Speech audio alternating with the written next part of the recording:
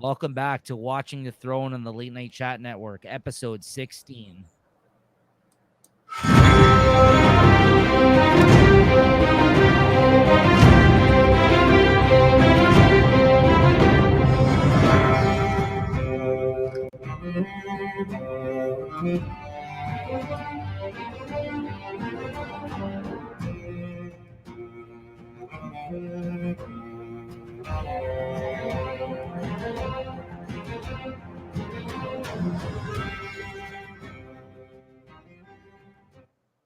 All right, welcome Going a little too fast.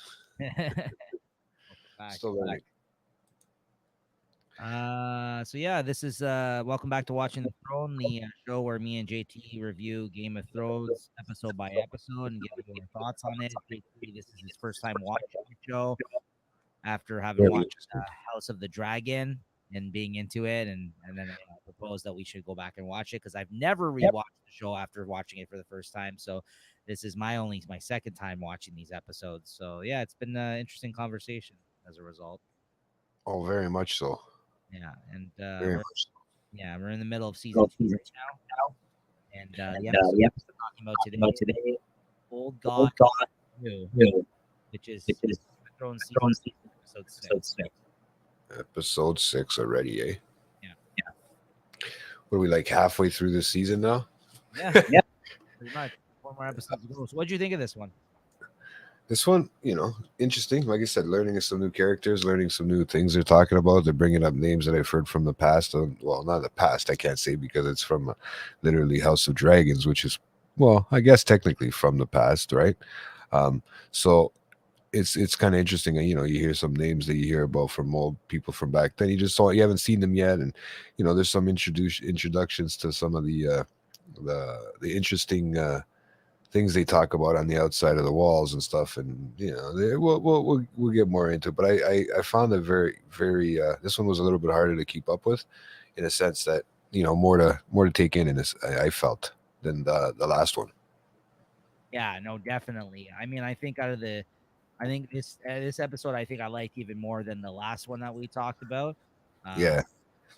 This there's a lot going on here, though. I agree with you, but there's a lot of interesting things I think also coming to fruition now, and big things happen in this episode as opposed to the build up in the episode prior to, right? So that's why I think I like this one a lot. Like, there's a lot of interesting things that happen in this one. Stuff that obviously I remember what happens, and then some other things I still don't recall, and I'm really just enjoying rewatching it and kind of revisiting it for the first time again, right? So Very much. I can imagine. I mean, like I said, it's been exciting. It's been an exciting journey so far. So let's see how interesting it can stay.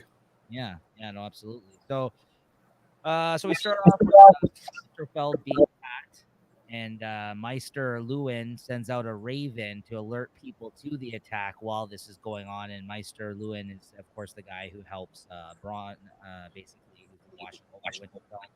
Is basically acting king as a result of all his family being gone, his father being dead, his mother and brother Rob there being gone and handling the war shit, and his sisters basically being abroad right now and on the run. So most of them, anyways, but or at least Arya and what's his name? Sansa there.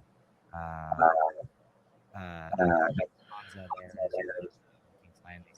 So, then Theon then wakes Braun. He's fucking sleeping. This is all, Yeah, that's just a trip bear. or sorry, Bran, not Braun. Right. No, Braun Bron's a shaver. is Tyrion's boy. Bran up from the sleep. Theon wakes Bran up from a sleep.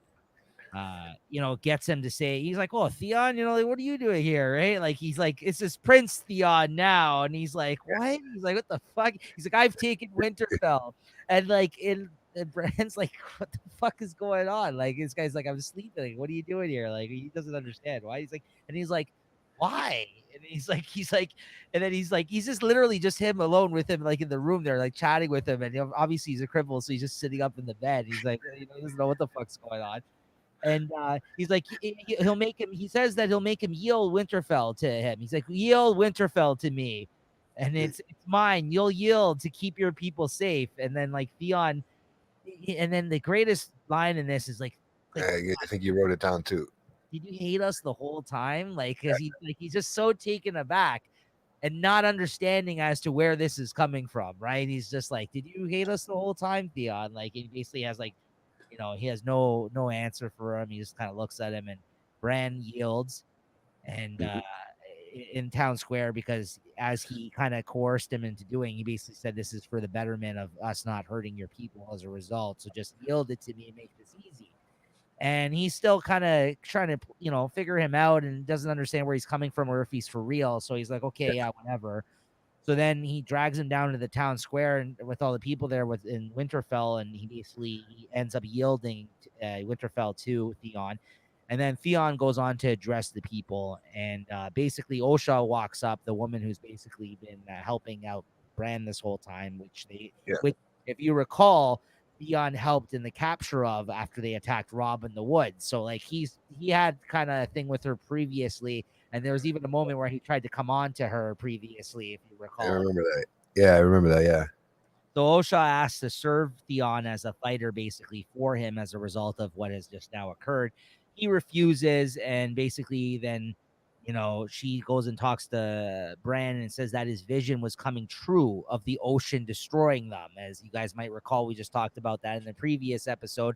And Theon being a man from obviously a place that is known, for their ships, and that is part of the, more of the ocean type people that do the boat shit and everything else. Again, one of his vision, kind of vision, true. Essentially, that they would drown, they would take over. So, what's happening? Kind of points this out. It's funny too because this is another part kind of like where I feel like he's still trying to set up his sister or something there. You know what I mean? Like I think Theon has a plan that nobody kind of knows about, and I have a feeling he's gonna wait for Robb, right? Like that's just my thing. Like I don't know, and then they're gonna have this big moment, and I just feel like, I don't, and you're laughing at me, and you know what? It's funny because I don't know whether to believe that part that I'm saying right now or not because of your laugh, because you could be laughing saying, yeah, you're kind of right, how you guessing this, or you know what, you're fucking gonna have a fucking surprise and a half when you find out what happens. So I don't know what to fucking think. I think it's interesting, your opinion, based off what you even see in this episode. So I don't know where you're going with that, but if you think, like, I think you're giving him a lot of credit right now for a character that I kind of feel like he's getting ballsier like now. I don't know, man. I kind of feel like he's growing a pair. some people would argue what in this episode makes him an irredeemable character after the fact, right? How are you supposed to make this guy? How are you supposed to care about this character after what occurred here again, right? Yeah, I get it in that sense, but I still, he still hasn't had a chance to talk to Lady Stark. He still hasn't had a chance to talk to Robb. So we'll see what happens, right? Like, I mean, that's still in the works, right? So We're only talking to the little brother right now, to be honest with you. What's he gonna do? He has no idea. He's so confused, that poor kid. Then Sir Roderick, he gives Theon shit for being a traitor, basically to his. Yeah, he shows up beat up though, doesn't he? Looks like he's kind of beat up. Well, I don't know if it was the guards that did it to him. because if you recall, he was the one that was told them about the attack on the place that was what was it called? The place that they attacked last episode, the square, the Tyron Square, or whatever it was fucking called. Yeah, the square, yeah. Yeah. So basically, Charlie or whatever, Charlie's or whatever it was called. I wrote it down too. It was on my. It's like 2 pages or 3 pages back already. Tolly Square or something like that, or yeah. Yeah, I remember you bringing him up at that part there. Yeah, what the hell? No, I'm looking for it too. Yeah, sorry. I feel like it's I don't know if I feel like it was something like Tolly Square or it started with a T. I know that. And which one? Orange Square. Okay. So yeah, he was the one that was involved with that, right? And basically, Sir Roderick, of course, that knows Theon because he grew up in Winterfell with the Starks. Basically, starts talking shit to him, like basically calling him, for being a traitor, basically. And he's like, "You were raised here, like you're Robb's brother, basically, my son to Ned." He's like, "What the fuck is wrong with you right now?" He's like, "What are you doing?" Right? Like they're all kind of like blindsided by this, right? Like they're like, you're one of us. Like I don't understand. Like, and Theon's so messed up They in said the they head. took him as a hostage, eh? Well, listen, his father did, but they treated him like one of their own. This is like biting the hand that fed you for how many years, right? I get what you're saying. It was Yeah. an act of war in the sense that he had to give up his son to them at that time, I guess, for whatever reason there. And but that being said, he basically was treated as one of their own, right? Like, that's Yeah. kind of fucked up that he's doing this to them, right? So listen, he says all that, and he sentences Roderick to death as a result. So he's like, "Oh, I'm sentencing you to death." So he's clearly Just he's being pressured by his new right hand man, Theon, because he says this is your opportunity to get respect from your men now, as he had told them the previous episode. Like, they're not going to respect you unless you do something and make an example of as a result. yeah, like show that you have some balls. Right. Yeah, keep some of your promises. So he kind of gets pressured into that, and Theon actually has to do this part, eh? yeah, of course, because he has to set an example for his men that Well, he's this is his see, attack, right? but this part took me back a little bit when I said that he's trying to set up his sister and his dad, right? But because he's trying this, this whole thing, I feel I even wrote down, I feel in his head, because of what he's doing, he is so lost and confused, right? And I'm getting this, basing it off of even just emotional cues and stuff you see in actors and stuff like that. If they're really good at what they do, they can make you believe that. And I'm wondering if that's what he's trying to do, right? And it's fucking with me because emotional cues are big parts, even in acting, especially in something like this, right? Where the wording is a little bit vague, but Yeah. but it's there. The intention, you kind of go back in your head and think, what would it have been like in times of that time? Even like that's not real, whatever, dragon, blah blah blah. But just thinking about people in society back then, how they would think mentally. You know what I mean? Sure. And emotional cues. I don't know. I feel like that's what I'm picking up from it, right? But I don't know. I mean, this is me. I mean, I can get I grow a vagina once in a while, like we said before, right? It was into this, though, pressured into this, right? Yeah. So he ends up Meister Lewin then tries to convince him otherwise, saying that the Starks would pay for him to let Roderick live. Like, they would pay him if he spared his life. He's like, they'll get you back, essentially. And he moves forward with it anyways. He says, listen, and then Bran starts to cry, and he says, you promised you would, no one would get hurt. And he's basically crying for Roderick, and he lines him up, puts the sword to his neck, and he's such an asshole. He can't even swing a sword like a fucking good swordsman, because as Okay, I thought it was just me that thought that. no, he fucking hacks. He does a fucking hack job on this guy, sprays blood all over himself. He slashes him 4 fucking times on the neck. So what a messy fucking execution. So this guy was feeling that, because this guy couldn't swiftly cut his fucking head off at the neck like a real, because we know that he's known for like bow and arrow and all this shit like that, for crossbow, right? He wasn't like a swordsman like that, right? So he fucking does a hack job on Roderick's head as a result. And Bran's just sitting there crying. Everyone's fucking like distraught as a result of this, and they're ashamed. Like, they're like, "What the fucking guy? Like what he did to his people, right? Like that's how they're feeling right now, right?" So It is kind of interesting. Like I said, that part, because that's what I mean. I felt like he felt lost, but he also, because it said that he would help him get him back from the Lannisters. That's what I mean. I feel like he wants to be on Rob's side and get the fucking Lannisters. You know what I mean? Like I still feel like, I don't know, man. I don't know. I can't, like I said, I can't. The previous episode, guys, I can't have emotions or anything to this thing, or they don't care about them. So, we're just gonna leave it at that, because I'm starting to get emotional with certain things. Like, listen, good scene though. Good scene. great. Yeah. right? And I feel bad for poor Bride Bride that fucking had to watch that shit. Like that poor kid, man. That's probably his first time he's seen something like that crazy, right? Wow. Sure. Okay, so then we got cut over to John and the Night's Watch, who continue to go through the cold beyond. That was so cool though. The wolf and him on the fucking thing, like that scene right there. That just before they show everybody. Yeah, but that was just so cool. The wolf was just there, man. And I almost didn't catch him because he was blending into the snow. Yeah.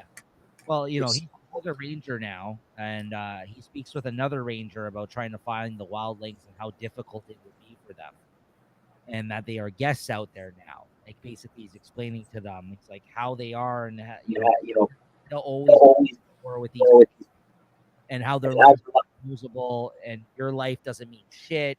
And just basically trying to let him know like how important they are, the Night's Watch, and what they're doing in this moment in time, but like that he's thinking of it all wrong in the way he's going about it. And again, this is his first time being a ranger. So the ranger dude is telling him all about like they're the front line essentially, right? That's what he's trying to let him know. Even though your life is just basically like chances are you'll probably get killed, and we're never going to resolve this fucking war with these people, but you are still important in what we're doing.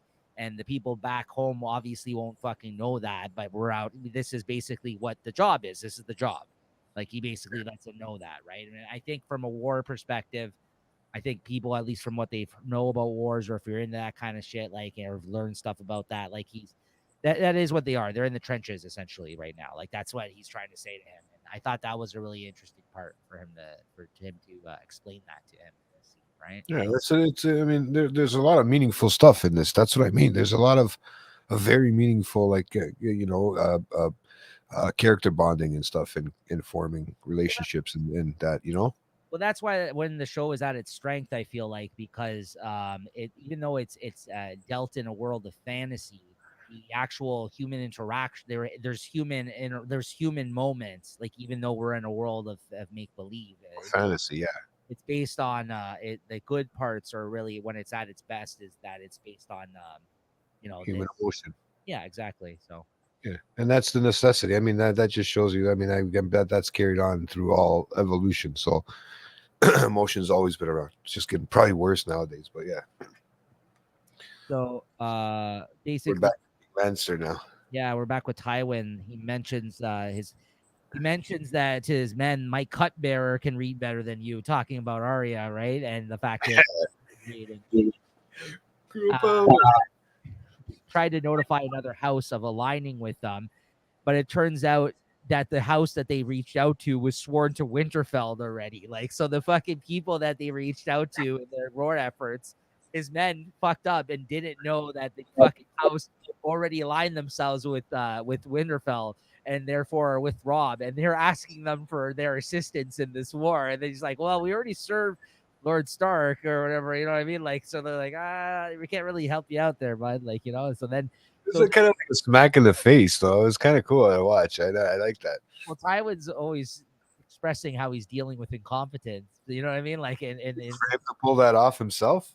Yeah. Well, no, it's not, but not to double check his men's work in a sense. You know what I mean? Yeah. This is when it gets fucking crazy, though. So This Lord, is the interesting part. I don't know if if you want to keep going because I know you're going to get very animated in this. Lord Baelish shows up at this moment in time, of course, because he's making his way. He's It's a B, right? Baelish, right? I keep always thinking Baelish. No, it's Baelish. There's another Rickyism. There you go. No, because you're thinking of Lord Varys, the one with his nuts cut off. Yeah, it's fucking me up. Yeah. Varys and Baelish. Okay, those are the two guys. Those guys. Yeah. The bald one is the V like vagina. There you go. There you go. He has no balls. He's a eunuch. Sorry, I apologize. I had to make a good laugh, but this was a good scene. Sorry, I just want to get that emotion going for the scene for you. Come on, bro. Great scene. So listen, this is when he comes and meets with Tywin at the table. Arya's in the fucking room, so Arya has to try to hide in plain sight with fucking Baelish there, right? So she's doing shit like she's kind of like got her back turned. She's like, trying to like look down, like she's doing everything. And like Baelish, while this conversation's going on, he's like trying to like catch a like look of her. He thinks he saw her like, eye like he made contact, but he's like, no, it can't be, right? So he's like trying to do that kind of shit the whole time, right? But anyways, as he's talking, he mentions to them that the Tyrells have the biggest legion and how Marjorie wants to be queen, like basically all the shit that he Was he basically coming from King Ranley's place or Renly's place? He was coming from there, right? was there, but he was basically delivering this message now to Tywin about the fact that, like we just said, the Tyrells, how he told them they like to run. He basically mentions that, listen, the Tyrells have the biggest legion next to yours right now, and Marjorie, all she wants to be is queen. Basically, letting him know. I think he's trying to give him ideas of who they could align with, basically, right now as a result of everything that went down. Because now that Renly's dead and Stannis is going to attack them for the King's Landing as well, if they somehow aligned with the Tyrells, second biggest legion, right? But he doesn't know about the shit that's going on with. Well, but the shit that's going on with Catelyn, she's also on the run with Brienne, who no longer serves the Tyrells as a result of everything that's gone on. So they have no allegiance to them anymore, right? Like they're not, they're kind of. So this is an opportunity, basically. I think what he's saying, to join with the Tyrells, which is Marjorie. Yeah, I heard about that. He talks about the Tyrells, but does he? Isn't that when he says something about that how he heard that it was a death by demons over there, right? Yeah. And also mentions how as enemy. His enemies what? This is where mentions how they fought against the Iron Throne as enemies previously. And Yeah. he should only be addressed. They could only address this after everything else has been taken care of. Because despite Baelish trying to tell him that they should align himself with the Tyrells, he has not forgotten the fact that they went against the Iron Throne previous to this shit going on. So they were enemies to the previous king, and you know what I mean? So like he's saying like that has to be addressed at some point, but right now he might need them in his corner, right? So Baelish does seem to notice that it's her, but is having trouble seeing her during this scene still, and it ends with him talking about how Catelyn Stark is offering one of her daughters essentially in the deal for Jaime, essentially, right? That's he mentions, he brings the delivery of that Tyrion was talking about, you know what I mean?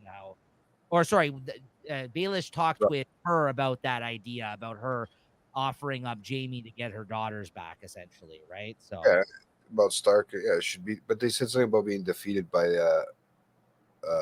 to have them defeated. That Stark and the Stannis should be the Stannis should be defeated by the Tyrell ghosts. I remember I wrote that down. I don't know if I wrote that part down correctly there. Maybe I miscued it or misunderstood it. no, I think you know what, right? Yeah. Right. Let me go back over in the ring. Jon has killing a redheaded woman named Ygritte. Because when they ambush the wildlings, there's a redheaded woman that gets revealed in this tussle, and he hesitates in killing her, and her name's Ygritte. Basically, he hesitates to kill her and keeps her alive to question her as a result of this. Well, you know what, bro? I think she was pretty cute too. I mean, she had orange hair, like it's that carrot top. You know what I mean? Right. I don't know what it is. It's that ginger look. It's that it seems to win people over in those times. I don't know what it is, man. Right? Yeah. And I know that gets you going too. Calm down over there. So basically, his ranger commander there, the guy in the command there with the Rangers, tells Jon that it has to be done, that he has to kill her, and that they can't leave her alive, and basically because she'll go back and let them know of their whereabouts, the other wildlings, and he mentions that they wouldn't do the same for them. Like basically, if you were to keep her alive, would her people do the same for him? And she basically says no, or just doesn't say anything. I can't recall, but basically, so he leaves it to Jon basically to take care of. She says no, and she says that she'd be fast or she will come back to haunt him if he kills her, right? So then he kind of lines her up like it's time, she realizes the jig is up and she's gonna die to his blade. And he goes there, he hesitates, he swings, misses on purpose, cutting away from her, basically not cutting her head off, and she reacts and gets away as a result and fucking runs down the mountain. And you got to remember, these are people that live in this fucking territory. So John, who has no experience, of course, now is going to have a hell of a time to track this woman down, and basically shouldn't have hesitated in that moment because now she's on the run and she's fucking going down the mountain. And you think that John's as good as scaling this area as well as she is? Absolutely not. She lives in this area, right? So I mean, there's that. Oh yeah, they had mentioned that one of the men had fell between the thing. Remember when they were walking, that fell between the ice cracks? Like those are like those big trenches that that you fall right down, and it's like do you go to the middle of the earth at that point? Like you don't know where the body ends up at the end, right? Big ice. It's like Antarctica or whatever, Yeah, exactly. And then basically there's a great scene of him actually chasing her back down and getting her. And then, but then by this point, he's so far off the beaten path of where his men went because they kind of said, oh, yeah, take care of this. We're just going to go up ahead a bit. The sun is going down, and now John has been led astray far from his people, essentially. And she just says, yeah, you're going to call like where's your guys now? And she's fucking, sun's going down. He's stuck in the middle of nowhere in the fucking cold about to with this woman and doesn't know where the fuck he is, right? And there's wildlings all about. Who knows, right? And she won't let him start a fire, right? Because that just attracts things. Or he won't let her start a fire or whatever because they're going to be cold. I think he just wanted to cuddle. So this cuts back now to Cersei. There's a scene now of her giving her daughter away. So I guess that even though he lied about where she was headed, Tyrion, I guess did push her into basically giving the daughter away in order for them to make alliances with people during their time of war right now. So she gives away her daughter here, and Cersei is just distraught about this, and she basically threatens Tyrion, saying that she's going to take. This is crazy. She's crying. She's like, someday I will take someone that you love away from you. She swears to him. She's like, I'll get you back for this, essentially, because she was totally against all this. Tyrion forced her hand in order. Well, she wants him to truly be in love before she takes him away from her. Like I think she kind of knows that other broad is there in town, the one that he brought over, the little. I mean, they haven't given us any indication that she's aware of that yet. But if she did, but it's kind of the way she said it, because she says, "I want to make sure you're truly in love before I take her away from you." Meaning, like, does she know that there is a her already, and does she know that it's the one that the father talked about? Remember, not bringing with him. She wasn't referring to someone. She says that she's like, she will take someone that he loves away from, like that one day. She's vowing that. Okay. I probably confused those two. Sorry, my fault. So this is where shit gets out of fucking hand. This is a crazy episode. So Joffrey, this is the best. This is probably your favorite, with Joffrey. This is your boy. So after this ceremony of like her kind of giving her daughter away there, yeah, they're at a part of King's Landing where it's beyond their castle, their walls, right? Because they're out in the town. Yeah, this is the part that last episode, guys, I almost alluded to, but Nico kind of distracted me. He was great at it, so I had to reel you back a little bit, right? So I like how you did that, though. I remember. I just said if you guys follow this type of shit that happens when there's uprising, it's usually as a result of them pissing off people in the kingship or whatever, like that's going on in the town.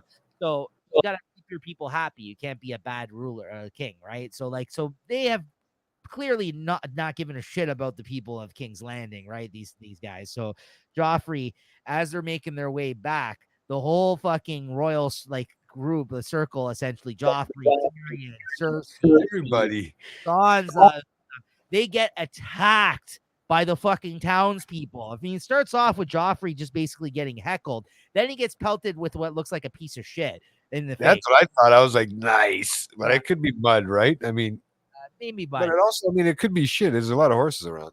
Yeah, so basically he wants to kill them in retaliation. He starts going off. He's basically like, kill them. Like he basically he's freaking the fuck out. He's just being a little asshole like he is. Teenage tantrum. And then the mountain who's with them grabs them, basically starts to whisk them off. And the mountain's a beast of a man. So he's just like, okay, they're going to kill you. Let's get the fuck out of here right now. Like, doesn't he call him dog once in a while, even though you call him mountain? because Like, he's is a that his fucking nickname? asshole. He treats him like shit. He calls him dog. His people call him the Oh, mountain. yeah, that's kind of like He calls him basically like a mongrel. Like he's like, you're my fucking dog. Like he's basically like, you do whatever I want. Like stand. Yeah. he's just being a Okay. Yeah. I get it now. I get it now. That's probably why he's kind of that weird look towards him. Toward when he looks at him. right. This is the craziest part, though. The priest that was part of this ceremony or whatever, that was like they were giving her daughter away, like I guess wedding her off or whatever to these people. He gets pushed down, and a fucking mob surrounds him, and they rip his fucking arm off, bro. His arm comes coming like he basically and you see a fucking arm basically just get ripped out of the crowd, and then Tyrion's like watching this, and he starts fucking freaking out because he's in the middle of all this shit, right? He's a little guy, right? He's like, what the fuck? Like, This is turning in crazy. This is like they've decided to bite a scene off of fucking Walking Dead. that's what it's like, yeah. But this is how Yeah. what crazy the fucking people are. Like at first I thought, like even to imagine, because at first you think maybe they're eating him, like cannibalizing him, who knows? But like the fact that they actually had the there was so many Power. that rip his fucking arm clean off. Like there was like 15 people maybe that surrounded him, but like it was crazy, right? So then lots of people are getting killed. They barely escape. This is where it gets crazy. Sansa gets cornered by a bunch of people down an alleyway, and they're about to rape her. Okay, basically Tyrion, Joffrey. then they cut over to Tyrion, and he's calling out Joffrey for being a vicious king. He's like, "This is what happens when you're fucking a king." Like he's yelling at him, telling him all, slaps him in the fucking, like he punches him or slaps him in the face, like and he's like, "You can't do that. I'm the king." Like he's like, "I can do whatever the fuck I want." He's like, "You are a terrible king." Like he just calls him out basically because it's his nephew, right? He's like, "Fuck, like smarten up." He's like, "You're what happens?" He punches him in the face, right? And basically That part I wrote just slapped him and punched him in the face. Yeah, because that was a bit.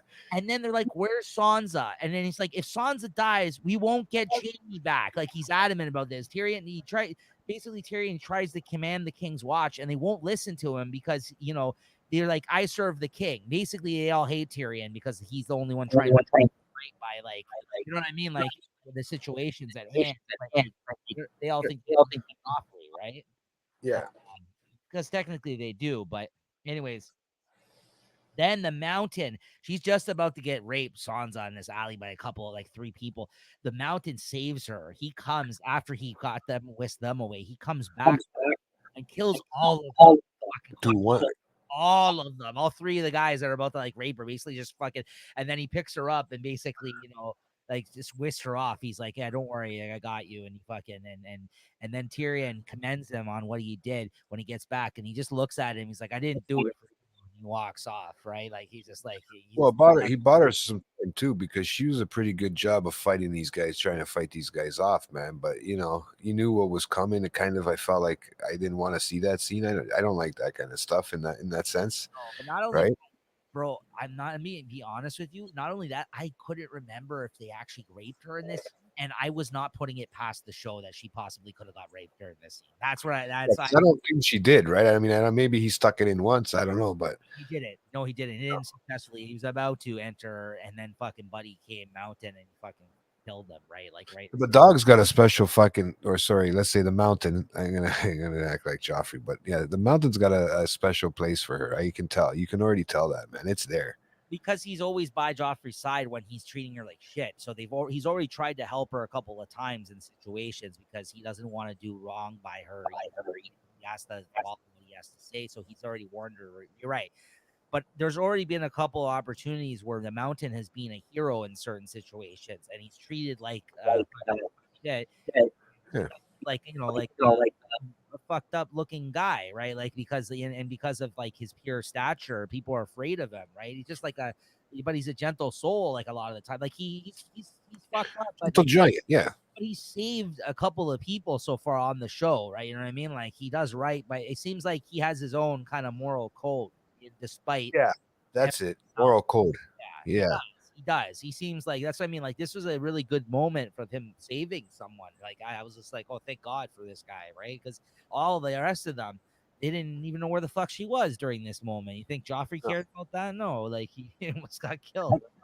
I mean, At least Tyrion didn't run away by himself. Yeah, even Tyrion in that moment in time is like, if something happens to her, we won't get Jamie back, which is true, right? So anyway, we got no evidence. Yeah, we got no evidence of nothing. Like we got nothing to use. Not evidence, but we got nothing to use if we don't have her. She's the bargaining tool, really. yeah, exactly. Okay, so then we cut over to Daenerys now, and basically, Seen her a lot now, again. sure, yeah, the spice merchant, in that town basically is kissing Daenerys's ass now. The same guy that wouldn't let her into the town previously, right? Because as they mentioned, there's like a council of them that are just all wealthy merchant people that run Quarth or whatever, right? So he comes and speaks to her. Huh? What's his name? I think I have it written down somewhere here. I might get to it, but I had a weird glitch on my screen, like on my actual camera screen, the bottom half, and I heard it through my headphones. I was just looking. okay. So, and just in case it just decides to shut off because of we have the point of we can do it. But yeah, just it's funny. I don't remember his name. Is it Magic Star Pentra or something like that? Or, I don't know. I'm trying to see if I have. I his feel like that's his name because I don't see I see his picture in the statue, but Nicholas. No, that's Nicholas Blaine. And no, is that him? Spice I'm King. just trying to find it. The Spice King. That's what his name is.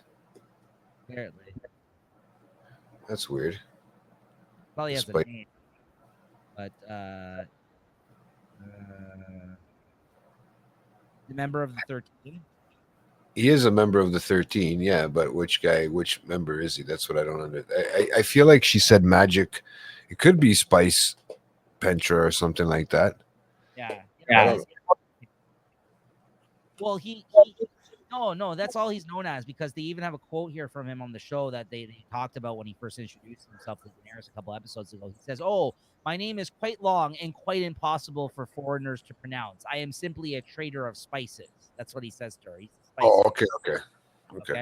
So, anyways, he kind of kissing her ass now after the whole thing with him denying her entrance into the city, but then Zaun guy let her in, right? And he basically tries flattering her. Zaun he's flattering her because he wants to marry her. Yeah. But Spice Merchant has ships, and Daenerys asks him for the ship. They're going to need them to on conquest, right? Yeah. And she mentions in this conversation, she says, "I need to retake the Iron Throne," and he's like, "Retake? Well, just retake something. Like previously." Yeah. And he's like, "Well, my father sat on it." He's like, "Well, you never sat on it." So he's basically just trying to make her look stupid in this scene, right? And I she like his character. yeah, well, he's not wrong by what he's saying, and she says, you will be repaid 3 times the amount of whatever, like this favor. Yeah. And then he starts questioning, like, you have an army? No. You have powerful allies in Westeros. She's like, well, no, I left when I was a baby. I can't. He's like, well, listen, I can't make the investment based on dreams and wishes. He's like, basically, he's like, I can't. If you're asking me, I'm not going to give you my vote, right? But she's actually smart because she turned it around and said about the story about the eggs, right? And what she did. He mentions that she's been given dragons, that she's the mother of the dragons. My dreams come true. Like, he's like, you don't understand. Like, she thinks he doesn't understand. He's like, no, like, you have to help me. Like, this is foretold. This is gonna happen, right?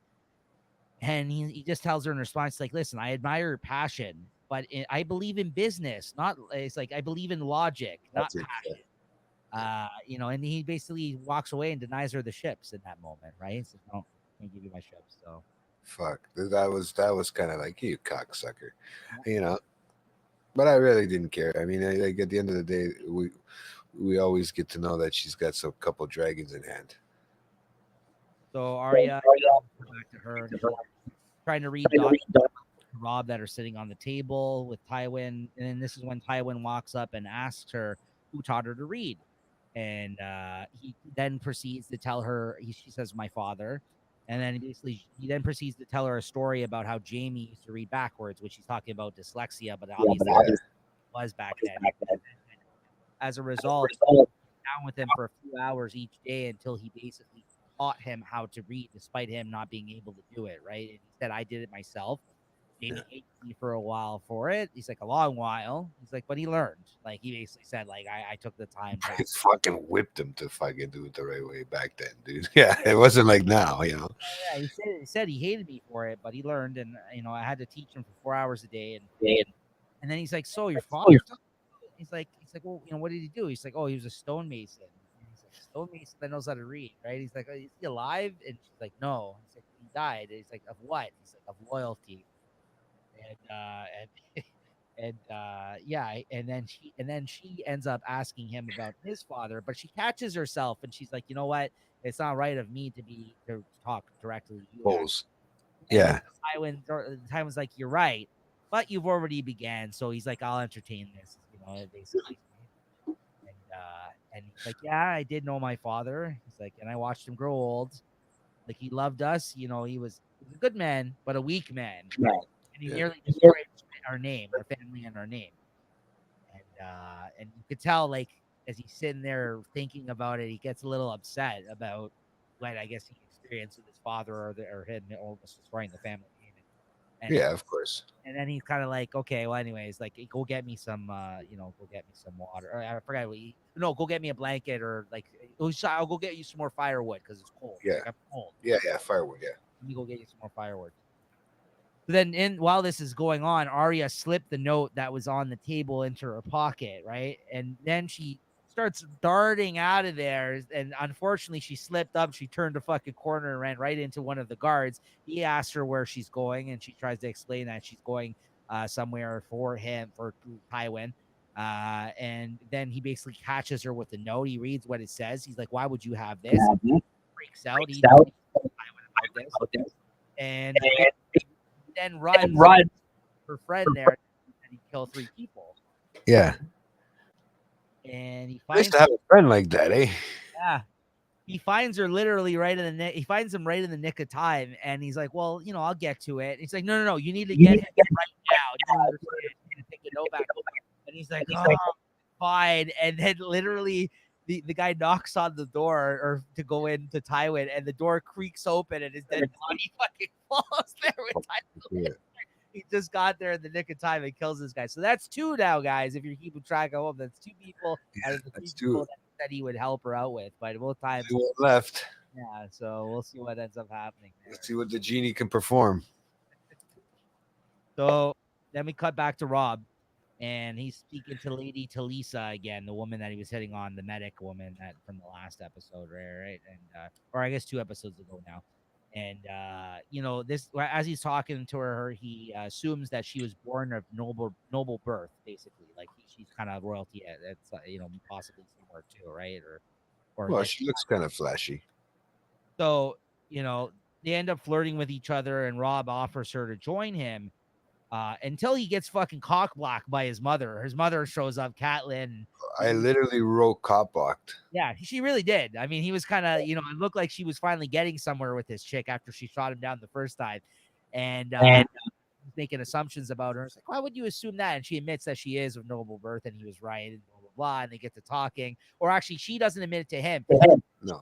Catelyn, because starts talking. Yeah, so yeah, where do you hail from? And she ends up telling her whatever, right? So she gets to know her. Anyway, I don't remember where she hailed from. I didn't write that part down, but yeah. But anyway, she then excuses herself because her mother's there and his mother's there, and they have to talk and all that. Then she turns around to him and she reminds him that, unfortunately, you've been promised to another. And as you remember, Jay, that's that old disgusting man guy that they promised him to as one of his daughters as a result of the fact that he has so many daughters and he's banging them. What the fuck's going on there? Yeah, all that fucking, that's disgusting. But yeah, that's yeah. And interrupted from winter. Yeah. And now gone. He continues walking around with his wildling prisoner. And this is when you get a scene of him snuggling up next to her for warmth and to survive in the cold, as Jay alluded to earlier. Like he enjoys jumping ahead, this guy. But happens. I end up putting the whole scene from every part of that like in my head as I'm reading it here, even though I break it down scene by scene, like every shot by shot, because it sticks in my head. Did I forget that part in that section? No, maybe I didn't, because I don't write everything down, right? I just try to pick notes. This is where my confusion comes in. But yeah, but then basically he calls him stupid but brave in it, for what he's this is when she starts to ride next to him. she started fucking grinding, dude. I didn't know they grind back in the fucking Game of Thrones. She's fucking just rubbing her ass up on his cock. She knows what she's doing. Does that down, pretends he's not. What the fuck are you doing back there? Stop that, right? So, I'm just trying to get warm, trying to get comfortable, right? And she's like grinding up to him, right? She's spooning him, right? It's interesting. Give him a case of wildfire. Yeah. No, but yeah, no, I know, no. I'm just saying, give him a case of wildfire. I know. But no, he didn't fall for it. He didn't bite. No pun intended. Then they cut back to Rob, and he's puzzled as to why Theon attacked Winterfell and how, and then they find out that Roderick is dead. And then he feels the need he has to go at once. That one of his army men offers to send his son in his place instead because he's there. Basically, they're in the middle of the attack against the Lannisters right now, right? And he asked, if that is the case, he asked for Theon to be brought back to him alive because he wants him to answer for why he would exactly do something like this to his people. Because, of course, this is like we've already mentioned earlier. That's like, so he's really fucking pissed and really just more saddened. You know what I mean? You could tell like he doesn't know how to take this news, and is again just really upset and puzzled by why this has occurred. Exactly, he just doesn't understand why he would do that. Confused. He's been on the road for a while. He doesn't know what the fuck's going on. He hasn't seen fucking Theon in a while. So it's like, what do you do? I thought you were my brother, basically. Then we come back to Theon speaking to him, and Osha is brought up to him, and basically once again she offers to serve him. This is another nice scene. He offers to serve him, but he wasn't so much interested in her serving him when she talked about like fighting for him previously, and I guess into the fact that she knew that he wanted her previously and tried to get it off of her. He starts to strip in this moment. It says that he knows things. Blackmailing. Yeah, she basically gets naked because she says that she's a free woman, like somebody who was out in the world basically and didn't serve anybody, and then she's learned things on the road, like basically trying to I'll give me the chance. Well, I mean, I'd let her serve me too, bro, if she took her freaking clothes off, man. I'm sorry, like, it's not very hard. Women even back then knew how to use it for what they needed it for. And she says to become a free woman, and ask for her freedom.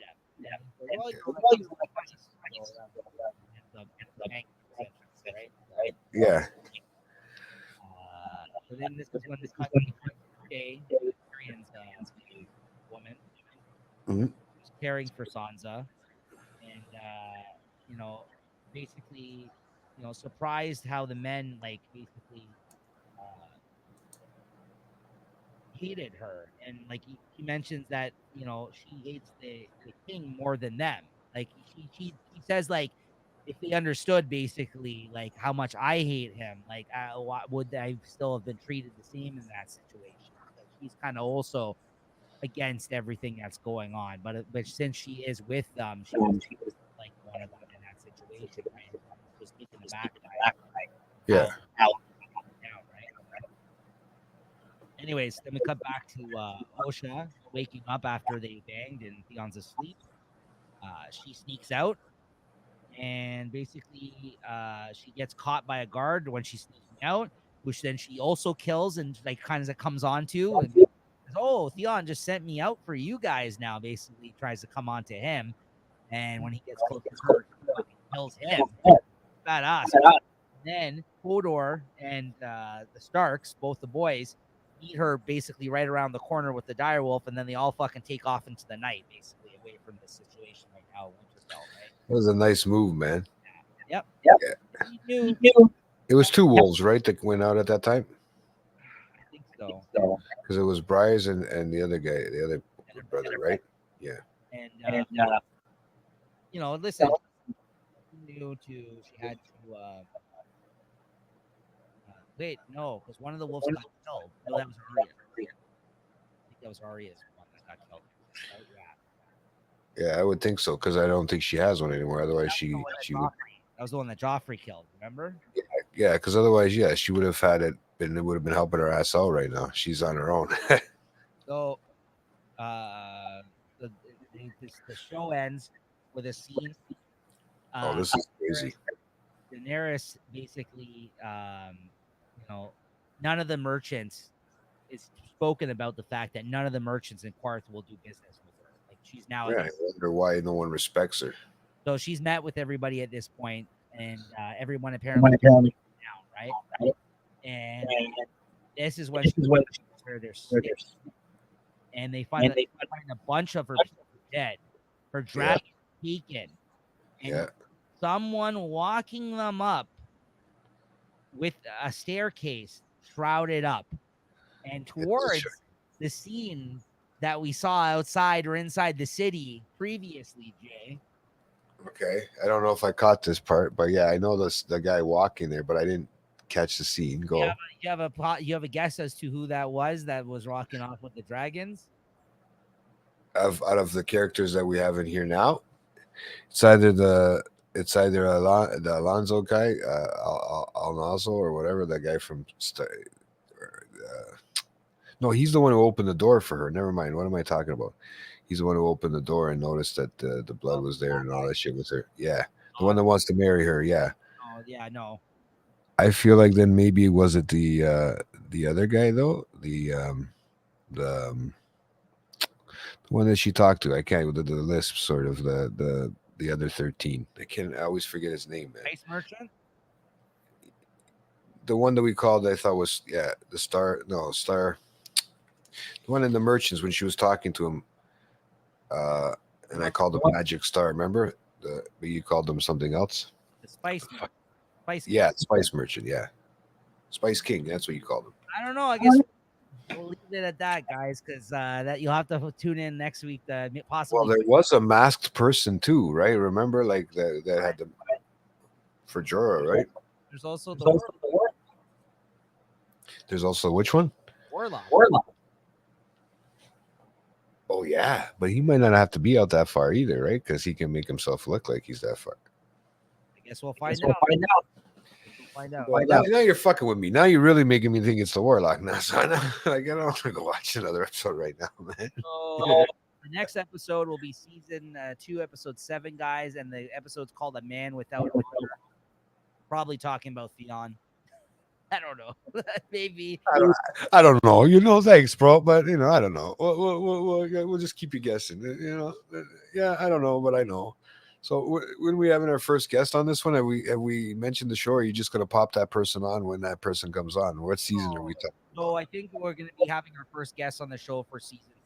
So stay tuned, guys. We do have guests planned. I believe we've got a couple of confirmed episodes already with one guest, and then I'm gonna start fielding because I kind of wanted to get a rhythm down of how we do the shows too for before bringing guests on, and also the first 2 seasons there's a lot of building kind of going on, so I kind of wanted to bring people up deeper into the show. Yeah, and from what I'm hearing from other people that are also rewatching it right now, it doesn't really get super interesting until like the 3rd, 4th season onwards, right? In terms of like the best parts of the show. So stay tuned, guys. We have some guests, I think, 3 onwards planned, but we're almost done season 2 here. We got a few more episodes to go. So yeah, so far so good. I really enjoyed this episode. I thought a lot of interesting things happened in this one. This might have been my favorite episode actually of the season so far, to be honest with you. This one. Yeah. Well, between the part with him getting attacked in King's Landing and like this shit, and I think we're deep enough into the Jon Snow story now with the whole wildlings with him out in the the winter, in the cold there, that I'll openly admit to you, the first time around, I wasn't a big fan of the Jon Snow storyline. No, eh? Not at this point. Not at this point. I don't really love this whole storyline right now. But I will say, revisiting it, I probably have enjoyed it more so far, and there's still a lot to go. Like, this is kind of like definitely the rest of this season with the storyline as well, and who knows what goes on in season 3. I can't recall afterwards, but I was not a fan of this whole him out in the past the ball moment. First time You were worried. You were worried that he was gonna die like his dad, and you were like, "Fuck, man, I like this character too now." And that's why you were like, "Don't let it mess with my emotions." Go fuck off, okay? Don't tell me that shit. I know we kind of had somebody allude to that at one point, but like, give me a couple more seasons with him at least. Like, that'd be nice. I know we'll at least have little Lannister for a long time, but itty bitty Lannister, sorry. So there you go, guys. I'll do it for this. Make sure you hit that thumbs up. Subscribe to the channel, and we'll see you back next week. Yeah, and make sure you help us out and subscribe. Not subscribe, but help us out and give us a like so we can fill other people's head full of Game of Thrones. There you go. Have it. All right, and here you go, guys. A little bit of music for your outro, if you like. All right, see you soon.